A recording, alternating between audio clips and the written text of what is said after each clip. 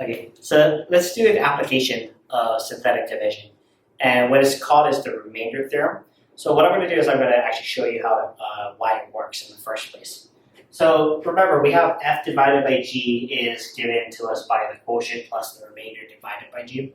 So what I'm going to do is I'm going to multiply both sides by g instead.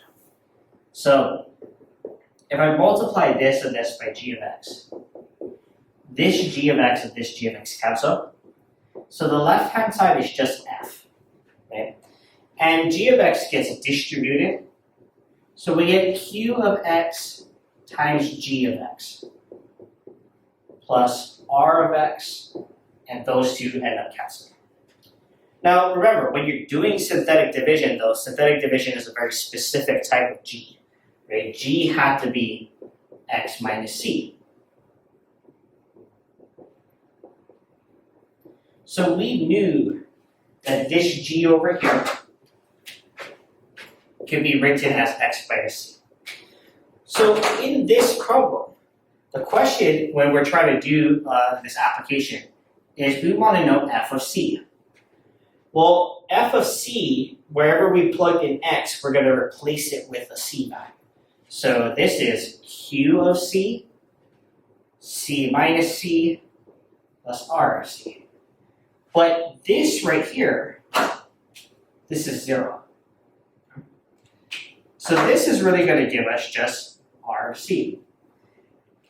And another nice property of the synthetic division is this r part, it's not a function anymore. It ends up just being a number. So this is not just r of c, it's just the remainder r. So what this tells us right here is that if I want to find the function at c value, then all I need to do is apply the synthetic division and the remainder will give you the function value at that input. So in this problem, we have a function which is given by that 4x to the 6th part, and we want to find f of 3. So really what we're asking is to do the synthetic division where c is 3. So I can write that out here. And don't forget, right, it's in descending order, but can you see that we're missing a 3 and an x? So we need to make sure we fill those holes with zeros.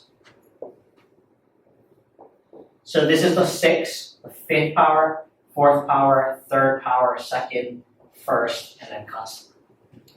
So again, follow the synthetic division, bring the first number down, multiply it to the 3,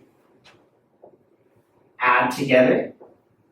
17 times 3 is 51. Add straight down, this is 54. Multiply by 3 again, which is 162. Then add straight down, so we get 162. If we multiply that one by 3, we get 318, 486. If we add straight down again, we get 489.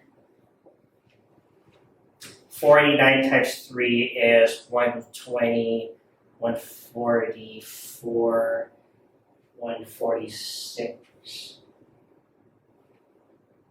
1467. 1467. Add straight down. 1467. And then multiply that one by 3. I'll write that one out because I can't keep that one. 1, 2, 18, 12, 14, 1, 4, 4401. So I'm in that section, and then you add straight down. So 4405. So remember, the remainder is always that last one, that 4405. So f of 3 is 4,405. And what this says, right, is plug in 3 into that equation, and you'll get 4405. Now, some of you may be asking, why didn't I just plug it in and use your calculator to get the answer? You can do that. That'll definitely work. Now, if you don't have a calculator, right, depending on whether or not these numbers here are plus or minus, will make it easier, right? For example, if this number was a minus 5, I wouldn't have got to 17 here, but I would have got 7. So multiplying that by 3 would have been a lot nicer. So it depends on the numbers that are given, that it is possible that when you do synthetic division, evaluating a function at that number will be a lot easier than trying to do this, where it's 3 to the 6th power, 3 to the 5th power, and so forth.